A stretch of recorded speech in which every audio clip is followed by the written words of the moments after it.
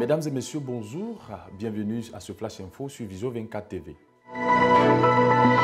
Politique en Côte d'Ivoire. Nous ouvrons ce Flash Info avec le retour du président de la République, Alassane Ouattara. Après un séjour privé en France, le chef de l'État a regagné Abidjan le lundi 29 juillet 2024. À cet effet, il a été accueilli à l'aéroport international Félix Houphouët-Boigny par le vice-président Tiemoko Meïlie Koné, le premier ministre Robert Begré-Mambé et des membres du gouvernement. En effet, le chef de l'État avait quitté Abidjan le 17 juillet 2024 pour se rendre en France. De retour, le président Alassane Ouattara présidera le Conseil des ministres prévu le 31 juillet 2024 avant les vacances du gouvernement et prononcera également son discours à la nation le 6 août 2024. Il présidera par ailleurs les festivités du 64e anniversaire de l'indépendance de la Côte d'Ivoire prévues dans la ville de Grand-Bassam. Nous restons dans l'effervescence de la politique. Le vice-président Tiemoko Meïlie Koné s'est entretenu le lundi 29 juillet 2024 au palais présidentiel avec l'ambassadeur du Royaume d'Espagne, son Excellence Rafael Soriano Ortiz. En effet, le diplomate espagnol en fin de mission en Côte d'Ivoire fait ses adieux au vice-président de la République. De ce fait, il a saisi cette ultime occasion pour faire le point des relations de coopération bilatérale entre la Côte d'Ivoire et l'Espagne. Par ailleurs, le diplomate espagnol s'est réjoui de la longévité de ces relations en mettant cela au compte de la capacité de la Côte d'Ivoire et l'Espagne à faire preuve d'adaptation à l'évolution de l'actualité et des besoins de coopération. L'ambassadeur d'Espagne a ensuite mis un accent particulier sur la coopération économique et commerciale entre les deux pays en estimant qu'il reste toujours un grand potentiel à saisir pour son pays. Au regard des résultats économiques formidables de la Côte d'Ivoire qu'il reconnaît comme l'économie la plus performante de l'Afrique de l'Ouest. Nous abordons l'excellence en milieu scolaire. Africa Global Logistics, AGL, a récompensé le 25 juillet 2024 à Abidjan les 10 meilleurs étudiants de l'Académie régionale des sciences techniques de la mer à l'occasion de la cérémonie officielle de sortie des élèves officiers de la 35e promotion de cet établissement en présence de la présidente du Sénat, Kandia Camara, et du ministre des Transports, Amadou Koné. Alors, ces jeunes diplômés issus des différentes filières de l'ARSTM bénéficieront chacun d'un stage d'immersion de 3 mois au sein des filiales de AGL Côte d'Ivoire. Cette initiative vise à encourager l'excellence scolaire et célébrer les meilleurs élèves et étudiants en leur offrant du matériel didactique, les bourses d'études et stages au sein de l'entreprise.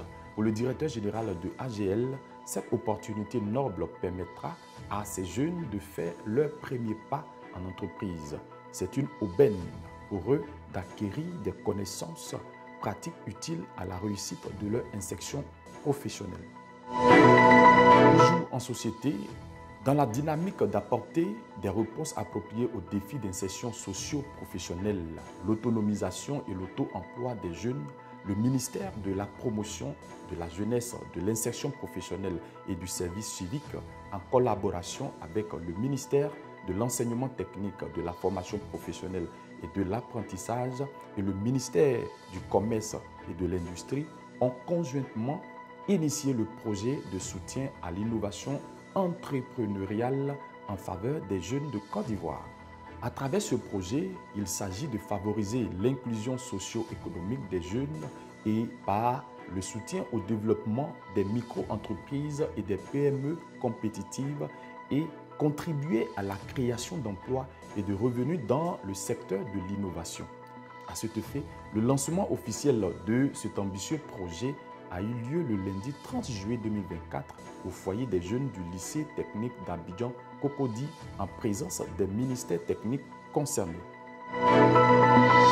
J'ai dit en Côte d'Ivoire, les scènes de suicide en Côte d'Ivoire sèment la psychose. Le mardi 31 juillet 2024, aux environs de 18h35, une scène dramatique s'est déroulée sur le pont de Gaulle entre Rotary Club et Trècheville. En effet, une femme s'est délibérément jetée dans la lagune sous les regards impuissants et horrifiés d'une foule de badauds. Cet incident a attiré l'attention de nombreux automobilistes et piétons sans pouvoir intervenir à temps pour sauver la malheureuse. Alors, cette tragédie met en lumière un problème de société de plus en plus préoccupant en Côte d'Ivoire, parlant du taux alarmant de suicide. Cette statistique inquiétante pousse à une réflexion profonde sur les facteurs sous-jacents qui pourraient expliquer cette hausse dramatique. À ce sujet, les experts s'accordent à dire que plusieurs facteurs expliquent ce phénomène, notamment les pressions économiques, le stress lié à la vie, les phénomènes de santé mentale souvent mal pris en charge, ainsi que les crises familiales et sociales. Au Burkina Faso, la fraude bat ses ailes au niveau de la société. La brigade d'enquête et de recherche de l'Ouest Béro de la Coordination nationale de lutte contre la fraude a réalisé une saisie majeure à Sindou dans la province de l'Eraba. En effet, un véhicule transportant des produits frauduleux d'une valeur de plus de 106 millions de francs CFA a été intercepté. Alors, sous la direction du commandant Mathieu Bayala, les agents de Béro ont mené cette opération après plusieurs mois de surveillance et d'enquête visant à neutraliser les délinquants qui menacent l'économie nationale. Les fraudeurs ont été mis aux arrêts pendant qu'ils tentaient d'introduire tout un chargement de contrebande sur le marché national en dépit de toutes les sensibilisations et communications sur les méfaits de la fraude.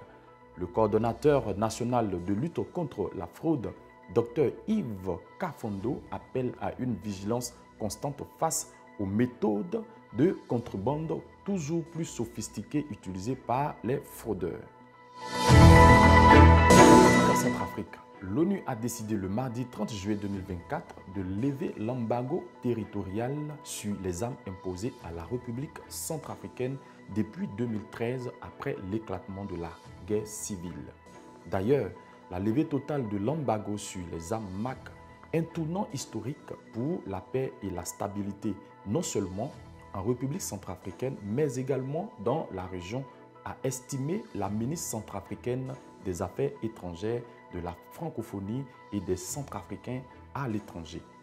Pour Mme Sylvie Valérie Témon, cette victoire fait de la diplomatie centrafricaine un modèle de persévérance et de détermination pour la quête d'un monde plus juste et d'un avenir plus pacifique. Nous avions été très heureux de vous informer dans ce Flash Info. Merci de nous suivre sur Vision 24 TV, votre chaîne télé panafricaine.